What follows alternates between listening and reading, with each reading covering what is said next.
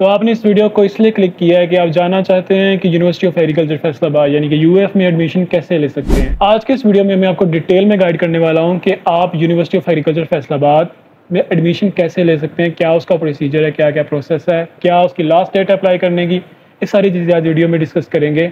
तो चलें वीडियो को स्टार्ट करते हैं। वीडियो को बाकायदा तौर पर शुरू करने से मैं पहले आपको बता दूं कि हम लोग इस चैनल के ऊपर यूनिवर्सिटी ऑफ एग्रीकल्चर फैसलाबाद के बारे में मज़ीद और भी बहुत सारी चीज़ें डिस्कस करने वाले हैं। तो अगर आपको यूनिवर्सिटी के बारे में और भी बहुत सारी चीज़ें जाननी है तो आप इस चैनल को सब्सक्राइब कर लें और बेल आइकन को प्रेस कर लें, क्योंकि आने वाले दिनों के अंदर इसके बारे में मज़ीद आपको वीडियोस मिलती रहेंगी। इसके अलावा आप हमारा चैनल विजिट कर सकते हैं। आपको चैनल के ऊपर बहुत सारे यूनिवर्सिटी के व्लॉग मिल जाएंगे, जिसके अंदर से आपको काफ़ी आइडिया हो जाएगा कि यूनिवर्सिटी कैसी है, यूनिवर्सिटी का एनवायरनमेंट कैसे। हमने काफ़ी इसके व्लॉग्स वगैरह बनाए हुए हैं जी। तो बेसिकली ये जो वीडियो है ये अंडर ग्रेजुएट्स के लिए है कि जो अंडर ग्रेजुएट के अंदर यूनिवर्सिटी के अंदर एडमिशन लेना चाहते हैं, यानी कि जिन्होंने अपना जो है एफएससी की हुई है या फिर वो एफए के बाद आना चाह रहे हैं या उन्होंने जो है वो ओ लेवल या ए लेवल के बाद आना चाह रहे हैं। तो जो अंडर ग्रेजुएट्स में आना चाह रहे हैं बेसिकली ये वीडियो उनके लिए है। पोस्ट ग्रेजुएट का जो प्रोसीजर है वो भी ऑलमोस्ट ऐसा ही है। उसके लिए भी आपको पहले इंट्री टेस्ट के लिए अप्लाई करना है। आपका इंट्री टेस्ट होगा, उसके बाद आपने इंट्री टेस्ट की बेस के ऊपर जो है वो अप्लाई करना होता है अपने एडमिशन के लिए। ओके, तो इस दफ़ा यूनिवर्सिटी ऑफ एग्रीकल्चर फैसलाबाद जो है वो फर्स्ट टाइम इसमें है कि all Pakistani citizens can apply on open merit, यानी कि तमाम पाकिस्तान से जो सिटीजन्स हैं वो ओपन मेरिट के लिए अप्लाई कर सकते हैं। ये यानी कि कह रहे हैं कि फर्स्ट टाइम इसका जो है हुआ है। अच्छा, अब ये ओपन मेरिट का क्राइटेरिया क्या है? ओपन मेरिट का क्राइटेरिया ये है कि उसके अंदर 30% आपकी मैट्रिक की वेटेज होगी और इसके अलावा 30% इंटरमीडिएट पार्ट 1, यानी कि आपका जो पार्ट 1 का रिजल्ट था, एफएससी पार्ट 1 का रिजल्ट, एफएससी मेडिकल की है या non medical what ever it is, but जो आपका एफएससी पार्ट 1 का रिजल्ट था वो इसके अंदर उसकी वेटेज 30% है और जो इसका एंट्री टेस्ट है वो 40% उसकी वेटेज है। यानी कि अगर इसके अंदर देखा जाए तो ऑलमोस्ट इनकी जो वेटेज है तीनों चीज़ों की, एफएससी पार्ट 1, मैट्रिक और एंट्री टेस्ट, ऑलमोस्ट एक जैसी है। मतलब इससे तीनों के जो है वो उसका इफेक्ट है आपकी ओपन मेरिट के अंदर, आपका जो है ना उसके अंदर तीनों का ऑलमोस्ट इक्वल इफेक्ट है। जो आपका जो फर्स्ट एंट्री टेस्ट होगा उसकी जो ऑनलाइन रजिस्ट्रेशन है उन्होंने डेट एक्सटेंड कर दी है। पहले भी रजिस्ट्रेशन हो रही थी, आपको शायद आपने पहले भी कोई वीडियोस वगैरह देखी हैं उसके ऊपर कि आपने ऑनलाइन रजिस्टर कैसे करना है। तो इसमें जो फर्स्ट एंट्री टेस्ट है उसकी जो रजिस्ट्रेशन है ऑनलाइन होगी रजिस्ट्रेशन। तो ऑनलाइन जो इसका रजिस्ट्रेशन डेट है वो 3 जून से लेकर 5 जुलाई तक आप उसके लिए रजिस्टर कर सकते हैं। और जो फर्स्ट एंट्री टेस्ट होगा वो होगा 14 जुलाई संडे को जो है वो इसका एंट्री टेस्ट होगा। इसके अलावा जो सेकंड एंट्री टेस्ट है उसके लिए आप ऑनलाइन रजिस्टर कर सकते हैं 15 जुलाई से लेके 29 जुलाई तक। 15 जुलाई से लेके 29 जुलाई 2024 तक आप सेकंड जो एंट्री टेस्ट है उसके लिए ऑनलाइन रजिस्टर कर सकते हैं। और जो सेकंड एंट्री टेस्ट है वो होगा 4 अगस्त 2024 संडे को ही होगा वो भी।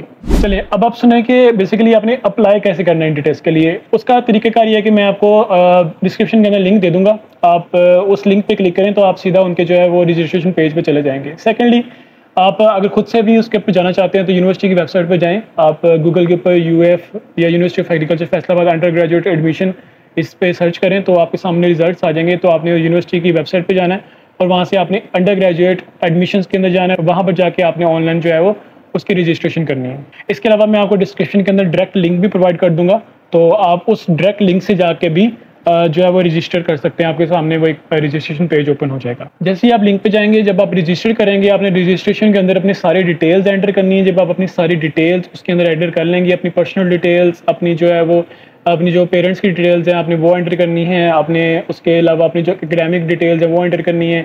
उसके अलावा आपने जो है अपना जो अपने फर्स्ट ईयर का जो रिज़ल्ट कार्ड है, फर्स्ट ईयर के जो आपका सर्टिफिकेट या रिज़ल्ट कार्ड मिलता होता है बेसिकली पहले तो उसकी आपने स्कैन कॉपी या उसकी अच्छे से पिक्चर क्लिक करके आपने वो अपलोड करनी है। इसके अलावा आपका डोमिसाइल लगता होता है और इसके अलावा आपकी जो है वो बे फॉर्म या आपकी आईडी कार्ड की जो है वो CNIC की जो कॉपी है वो आपने अपलोड करके उसके साथ अटैच करनी है, उसके ऊपर अपलोड करनी है। इसके अलावा वहाँ पर आपकी पासपोर्ट साइज पिक्चर भी लगती होती है। तो ये सारी चीज़ें जब आप एंट्री कर देंगे तो उसके बाद अपने फॉर्म को सबमिट कर देना है और फॉर्म को सबमिट करने के बाद आप जो है वो अपने फर्स्ट एंट्री टेस्ट के लिए अप्लाई करेंगे। और जब आप फर्स्ट एंट्री टेस्ट के लिए अप्लाई करेंगे तो उसका एक फ़ी वाउचर होगा, तो आपने वो फ़ी वाउचर जमा करवाना है। तो आपने एंट्री टेस्ट की फ़ीस जो है उसका वाउचर जो है वो आपने उसको डाउनलोड कर लेना है, उसको प्रिंट करवाना है और जाके बैंक के अंदर फ़ी पे करनी है। और जब आप फ़ी पे कर देंगे तो 1 या 2 दिन के अंदर, 1-1.5 दिन के अंदर या 2 दिन के अंदर आपकी जो है वो रोल नंबर स्लिप आपको वहाँ पर शो होने लग जाएगी। यानी कि वहाँ से जाके आप अपनी रोल नंबर स्लिप जो है वो डाउनलोड कर सकते हैं। ओके, तो उसके बाद यूनिवर्सिटी ऑफ एग्रीकल्चर फैसलाबाद तकरीबन 12 टेस्ट सेंटर जो है वो क्रॉस पंजाब जो है वो इस दफ़ा ऑफ़र कर रही है। उसमें फैसलाबाद, लाहौर, गुजरावाला, रावलपिंडी, सरगोदा, लिया, मुल्तान, रहीम यार खान, बहावलपुर, टोबा टैक्सिंग, बुरेवाला और दीपालपुर, ओकाड़ा। तो ये तमाम जो है वो इनके सेंटर्स हैं जहाँ पर आप टेस्ट दे सकते हैं। यानी कि आपने अपना सेंटर चूज़ किया होगा वहाँ पर जब आप अप्लाई कर रहे होंगे, तो जो सा सेंटर आपने चूज़ किया आपकी उसी के अंदर आपका रोल नंबर आएगा, आपने उसी के अंदर जो है वो जाके टेस्ट देना है। आपने देख लेना कि आपको करीब तरीन कौन पड़ता है, कौन सा सेंटर पड़ता है। टोबा टैक्सिंग के अगर आसपास आप रहते हैं तो आपने वो वाला सेंटर चूज़ कर लेना है, या जो सा भी जिस भी सेंटर के आपके जो शहर है आप उसके करीब है तो आप वो वाला सेंटर आपने चूज़ कर लेना है। उसके बाद आपने उस सेंटर में जाके एंट्री टेस्ट दे देना है। आपकी जो रोल नंबर स्लिप होगी उसके ऊपर वही जो है वो सेंटर जो है वो इशू हो जाएगा आपको। और मोर ओवर अगर आपको थोड़ा सा इशू आ रहा है, या मुझे लगता है क्योंकि एज ए बिगिनर इशू आता है रजिस्टर करने में, क्योंकि बहुत सारी चीज़ें डिटेल्स वगैरह होती हैं जो कभी कभी समझ नहीं आती, तो मैं आपको एक लिंक दे दूंगा वीडियो का डिस्क्रिप्शन में, जिसके अंदर उन्होंने पूरा एक तरीका समझाया होगा कि आपने ऑनलाइन फॉर्म जो है वो कैसे फिल करना है, ताकि आपको थोड़ी सी हेल्प हो जाए, आपका फॉर्म जो है वो इजीली फिल हो जाए। और तमाम, क्योंकि वेबसाइट के अंदर अपडेट्स वगैरह आती रहती हैं, वे वक्त के साथ साथ चेंज करते रहते हैं। तो आपके साथ मैं एक वीडियो शेयर कर दूंगा, तो उन्होंने काफ़ी अच्छे तरीके से जो है ना वीडियो के अंदर समझाया हुआ तरीका कि आपने फॉर्म कैसे फिल करना है और रजिस्ट्रेशन कैसे करनी है। अच्छा, आपको स्टूडेंट्स का जो है वो एक क्वेश्चन होगा कि एंट्री टेस्ट कैसा होता है, मतलब कि मुश्किल होता है, आसान होता है, क्या क्या चीज़ें होती हैं। तो उसका ना एक यूँ समझ लो कि उसके अंदर कुछ पोर्शंस होते हैं। लाइक अगर बायो के आप स्टूडेंट हैं, अगर आपने मेडिकल की फील्ड में जाना है, आपके मेडिकल के अकॉर्डिंग अगर आपने फॉर्म फिल किया है या मेडिकल के अकॉर्डिंग है आपका, तो उसके अंदर मेडिकल के क्वेश्चंस होंगे। अगर आपने जो है वो इंजीनियरिंग के स्टूडेंट हैं तो उसके अंदर उसके अकॉर्डिंग जो है वो यानी कि मैथ के सब्जेक्ट के अकॉर्डिंग होगा। अगर आप बायो के अंदर बायो के अकॉर्डिंग होगा। तो यानी कि आपका यानी कि जो नॉलेज आपने गेन किया ड्यूरिंग एफएससी या आप ड्यूरिंग मैट्रिक, तो उसके रिलेटेड ही आपका जो है ना होगा। क्योंकि जब मैंने एंट्री टेस्ट दिया था 2018 के अंदर, तो उसके अंदर उस टाइम जो है वो मैं एमडी कैट की तैयारी कर रहा था, और उस टाइम रिसेंटली एफएससी हमने की थी, एमडी कैट की तैयारी कर रहे थे।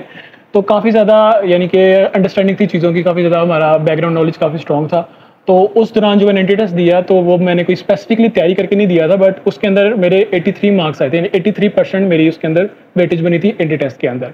तो कहने का मकसद यह है कि अगर आपकी एफएससी के कंसेप्ट अच्छे से क्लियर हैं, आपकी इंग्लिश अच्छी है, थोड़ा सा जनरल नॉलेज के क्वेश्चन होते हैं, इंग्लिश का क्वेश्चन होता है, केमिस्ट्री का होता है, फिजिक्स का होता है, बायो का होता है, तो उस वही रिलेटेड उसके रिलेटेड क्वेश्चन होंगे। अगर आपकी तैयारी अच्छी है एफएससी की, आपने अच्छे से एफएससी की हुई है, तो आप एंट्री टेस्ट अच्छे से कर लेंगे। उसके लिए स्पेसिफिकली आपको तैयारी करने की ज़रूरत नहीं है, आप उन्हीं को बुक्स को अच्छे से जिनके कंसेप्ट्स हैं वो आपको क्लियर होने चाहिए। अगर आपने वीडियो यहाँ तक देख ली है तो आपको बहुत सारी चीज़ें अंडरस्टैंड हो गई होंगी कि आपने यूनिवर्सिटी के अंदर एडमिशन के लिए कैसे अप्लाई करना है, क्या उसका प्रोसेस होता है। तो अगर आपको इस वीडियो से फ़ायदा हुआ है, आपको कुछ अच्छा जानने को मिला है, या आपको जो जानना चाह रहे थे वो आपको जानने को मिला है, तो काइंडली आप वीडियो को लाइक कर दें और अपने फ्रेंड्स के साथ शेयर करें जो यूनिवर्सिटी के अंदर एडमिशन लेना चाह रहे हैं, यूनिवर्सिटी ऑफ एग्रीकल्चर के फैसलाबाद के बारे में और मज़ीद जानना चाह रहे हैं, क्योंकि इस चैनल के ऊपर अब मज़ीद इसके रिलेटेड वीडियोज़ आती रहेंगी। इसके अलावा अगर आपको कोई क्यूरीज हैं, कुछ सेपरेट से क्वेश्चन हैं, या आप कुछ एक्स्ट्रा चीज़ें आप पूछना चाहते हैं, तो आप कमेंट सेक्शन के अंदर आके पूछ सकते हैं। मैं आपको जो है उसका as soon as possible reply करूँगा, और एक वीडियो शॉर्ट के जरिए मैं आपको रिप्लाई करूँगा, ताकि आपको मज़ीद यानी कि आपके कमेंट्स के अंदर भी आपको जो रिप्लाई है उसकी आपको अच्छे से अंडरस्टैंडिंग हो सके। Okay, so thanks for watching this video. I hope कि आपको ये वीडियो काफ़ी अच्छी लगी होगी। सो मिलते हैं आपसे नेक्स्ट वीडियो में, तब तक के लिए अपना ख्याल रखिएगा। अल्लाह हाफिज़।